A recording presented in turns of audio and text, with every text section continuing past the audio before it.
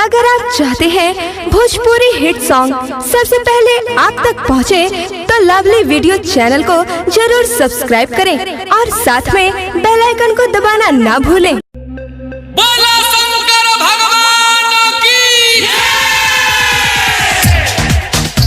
मोर बेटा कौआ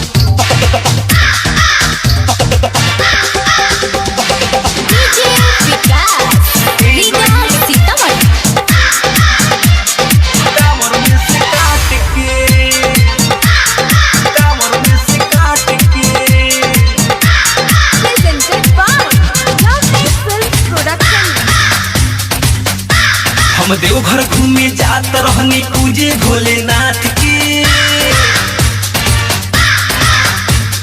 गाँव गाँव करते आइल हो लैलो सपना दात के।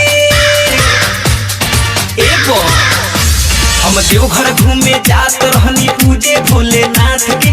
गाँव गाँव करते आइल हो लैलो सपना दात के। मोर लोटा कौआ ले गइल कामर में से काट के। मोर लोटा कौआ ले गइल कामर में से काट के।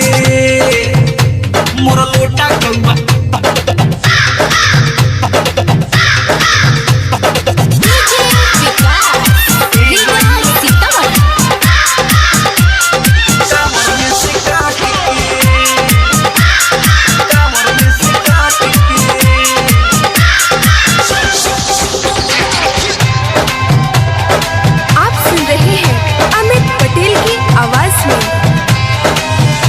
मन बाबा के भक्ति में मोर रहे हो रामाइल।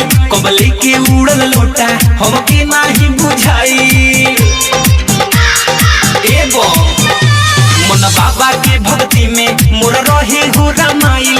कबले के उड़ल लोटा हमके नाही बुझाई। जब गइल मोर ध्यान वजन घटल कैसे हाथ के।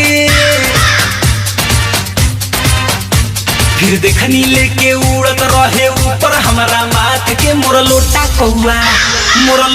कौआ ले गइल कामर में से काट के। मोर लोटा कौआ ले गइल कामर में से काट के।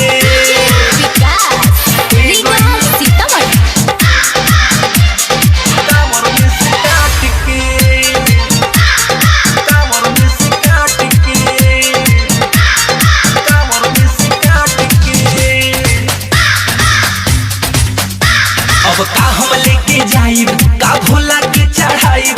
जब जइहे बाबा रूसी कैसे उनका मनाइब। अब का हम लेके जाइब का भोला के चढ़ाइब। जब जइहे बाबा रूसी कैसे उनका मनाइब। हम बार बार समझैनी नहीं मानल हमारा बात के। हम बार बार समझैनी नहीं मानल हमारा बात के। मोर लोटा कौआ ले गइल कामर में से काट